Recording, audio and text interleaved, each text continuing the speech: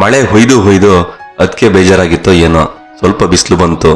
ಹಂಗೆ ತೋಟದ ಕಡೆ ಒಂದ್ ರೌಂಡ್ ಹಾಕೊಂಡ್ ಬರೋಣ ಅಂತ ಹೋದ್ರೆ ಗಾಳಿಗೆ ತೂಗ್ ಬಿದ್ದ ಅಡಿಕೆ ಮರ ಒಂದ್ ಕಡೆ ಆದ್ರೆ ಹೊಳೆ ಬಂದು ಉದುರಿದ ಅಡಿಕೆ ಕಾಯಿ ಇನ್ನೊಂದ್ ಕಡೆ, ರಾಶಿ ಜಪ್ ಉದುರಿದ ಹಸಿರು ಕಾಯಿ ಮತ್ತೊಂದ್ ಕಡೆ. ತೋಟ ಎಲ್ಲ ಸುತ್ತಾಡ್ದ್ಮೇಲೆ ತಲೆ ಗಿರ್ರಂದು ಮನೆ ಕಡೆ ವಾಪಸ್ ಹೊರಟೆ. ಮನೆ ಹತ್ರ ಹೋದೆ. ದೂರದಲ್ಲಿ 2 ಜೊತೆ ಚಪ್ಪಲ್ ಕಾಣ್ತಾ ಇತ್ತು.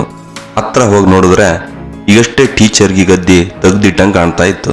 ಓ, ಈ ನಮ್ ಕೆಸರು ರಸ್ತಿಲ್ ಕಷ್ಟಪಟ್ಟು ನಡ್ಕೊ ಬಂದಾರಂದ್ರೆ ಯಾರೋ ನೆಂಟ್ರೇ ಇರ್ಬೇಕು ಅಂತ ಹೇಳಿ ಮನೆ ಒಳಗಡೆ ಹೋಗಿ ನೋಡಿದ್ರೆ ಪಾಪ್ ಚಿಕ್ಕಮ್ಮ ಮತ್ ಚಿಕ್ಕಪ್ಪಯ್ಯ ಬಂದಾರೆ. ಹಂಗೆ ಸ್ವಲ್ಪ ಹೊತ್ತು ಮಾತಾಡ್ತಾ ಕೂತೆ. ಪಾಪ್ ಚಿಕ್ಕಮ್ಮ ಹೇಳೋದು ಒಂದೇ, ಅಲ್ಲ ಮಾರಯ್ಯ, ಅಲ್ಲಿಂದ ನಂಗೆ ಈ ಕೆಸರು ರಸ್ತಿಲ್ ನಡ್ಕೊಂಡ್ ಬರ್ಬೇಕಾದ್ರೆ ಸಾಕಾಗಿ ಹೋತು, ನೀವ್ ಹೆಂಗ ಮಾರಿ ದಿನ ಓಡಾಡ್ತೀರಿ ಅಂತ.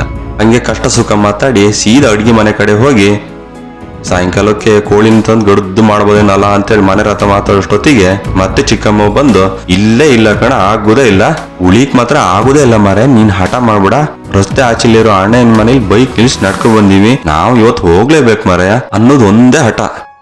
ಹಂಗಾರ ಈರುಳ್ಳಿ ಭಜನೆ ಮಾಡೋಣಲ್ಲ ಅಂತೇಳಿ ಮನೆ ಹತ್ರ ಮಾತಾಡಿ ಇದೊಂಚೂರು ತೋಟದ ಕಡೆ ಹೋಗಿ ಅಲ್ಲೇ ಬೇವಿನ ಸೊಪ್ಪು ಕುಯ್ಕೊಂಡು ತಂದು ಇಡೋಷ್ಟೊತ್ತಿಗೆ ಈರುಳ್ಳಿ ಒಂದೇ ಇರೋದು. ಹಂಗಾರ ಆಲೂಗಡ್ಡೆ ಉಂಟ ನೋಡು, ಬೋಂಡ ಮಾಡೋಣ.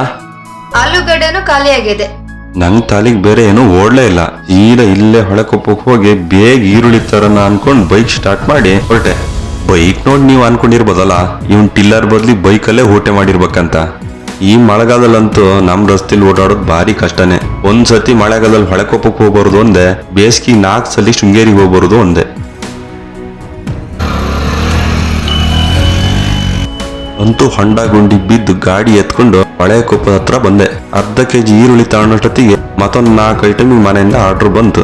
ಅದನ್ನು ತಗೊಂಡು ಈ ಬಂದ್ ರಸ್ತಿಲ್ ಹೋದ್ರೆ ಮೂಟೆ ಒಂದ್ ಕಡೆ, ಬೈಕ್ ಒಂದ್ ಕಡೆ, ನಾನೊಂದ್ ಕಡೆ ಆತೀವಿ ಅಂತ ಹೇಳಿ ಮತ್ತೊಂದ್ ರಸ್ತಿಲ್ ಹೊರಟೆ. ಓ ಅಕ್ಕಯ್ಯ, ಆರಾಮಿದ್ರಾ? ಇಲ್ಲೇ ಹೊಳೆಕೊಪ್ಪಕ್ಕೆ ಹೋಗಿದ್ದು. ಅಂತೂ ಇಂತೂ ನಮ್ ಮನೆ ಕಡೆ ರೋಡಿಗೆ ಬಂದು ಸೇರ್ಕೊಂಡೆ. ಹಂಗೋ ಹಿಂಗೋ ಮನೆಗಂತೂ ಬಂದು ಸೇರ್ಕೊಂಡೆ ಆತು. ಮನೆಗ್ ಬಂದು ನೋಡಿದ್ರೆ ಪಾಪ್ ಚಿಕ್ಕಮ್ಮನು ಚಿಕ್ಕಪ್ಪಂದು ಚಪ್ಲಿನೇ ಕಾಣಿಸ್ತಿಲ್ಲ.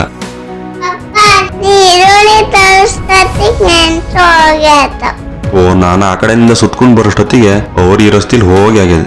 ಹಂಗಾರ ನಾವೇ ಬಜ್ಜಿ ಮಾಡ್ಕೊಂಡು ತಿನ್ನೋಣ ಬಿಡು. ನಾನು ಈರುಳ್ಳಿ ಹೆಚ್ಚಿಕೊಡ್ತೀನಿ, ನೀನ್ ಎಣ್ಣೆ ಬಾಣ್ಲಿ ನಾ ಸ್ಟೋವ್ ಮೇಲೆ ಇಡು.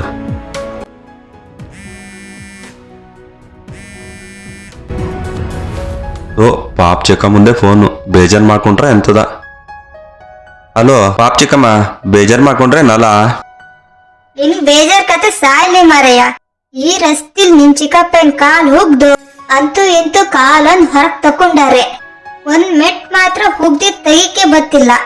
ಮೊನ್ನೆ ಅಷ್ಟೇ ಪಾಪಣ್ಣಿ ಶೃಂಗೇರಿ ಪ್ಯಾಟ್ರಿ ತಂದ್ಕೊಟ್ಟಿದ್ ಹೊಸ ಮೆಟ್, ಈಗ ಹುಗ್ದಿದ್ ಮೆಟ್ ತೆಗಿತ ಕೂತ್ರೆ ಮನೆ ಹೋಗೋದ್ ತಡ ಆಗ್ತದಂತದಾರೆ. ಸರಿ, ನಾವೀಗ ಹೋಗಿರ್ತೀವಿ, ಅವ್ರು ಇನ್ನೊಂದ್ ಮೆಟ್ ಇಟ್ಕೊಂಡಿರ್ತಾರೆ. ನೀ ಈಗ್ಲೇ ಬಂದು ಆ ಹುಗ್ದಿದ್ ಮೆಟ್ ತೆಗ್ದು ಮನೆ ತಗೊಂಡ್ ಇಟ್ಕ.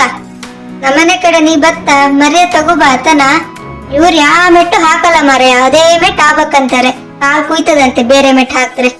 ನಿನ್ ಚಿಕ್ಕಪ್ಪೇ ಅಂತ ಸೊಪ್ಪು ಅಂತಾರೆ. ಕೊಡ್ತೀನಿ ಇರು. ಹಲೋ, ಕಾಡಲ್ಲಿ ಒಂದು ಸೊಪ್ಪು ಸಿಗ್ತದಲ್ಲ ಚಿಕ್ಕಪ್ಪಯ್ಯ? ಸೊಪ್ಪು ಇಲ್ಲ ಎಂತದಿಲ್ಲ, ಇಲ್ಲೂ ಒಂದ್ ತಮಾಷೆ ನಿಂದು. ಅಲ್ಲ ಕಣ, ಮೆಟ್ಟು ಹೋಗ್ದಿದ್ದ ಜಾಗದಲ್ಲಿ ಒಂದ್ ನೆಕ್ಕಿ ಸೊಪ್ಪು ಹಾಕಿರ್ತೀನ ನಿಂಗ್ ಗುರ್ತಿಗೆ. ಈಗ್ನೇ ಬಂದ್ ತಗೋ ಹೋಗತನ. ಸರಿ, ಬರುದಾ? ಅಯ್ಯೋ, ಇವತ್ತು ಯಾಕೋ ಟೈಮೇ ಸರಿಲ್ಲ. ಈ ಬಜ್ಜಿ ಕತೆ ಆಮೇಲೆ ನೋಡ್ಕೊಳಣ. ಈಗ ಒಂಚೂರು ಹೋಗ ಚಪ್ಪಲಿ ನೋಡ್ಕೊಂಡು ತಗೋಬರನ್ ಬಾ. ಯಪ್ಪ, ಈ ಚಪ್ಪಲಿ ತೆಗಿದ್ ಬದ್ಲು ಹಿಂಗೇರಿ ಪ್ಯಾಟಿಲಿ ಚಿಕ್ಕಪ್ಪಯ್ಯ ಒಂದ್ ಜೊತೆ ಚಪ್ಪಲಿ ತಂದಿಟ್ಕೊಂಡೆ ಒಳ್ಳೇದು. ಹಂಗೆ ಮಾಡ್ತೀನಿ.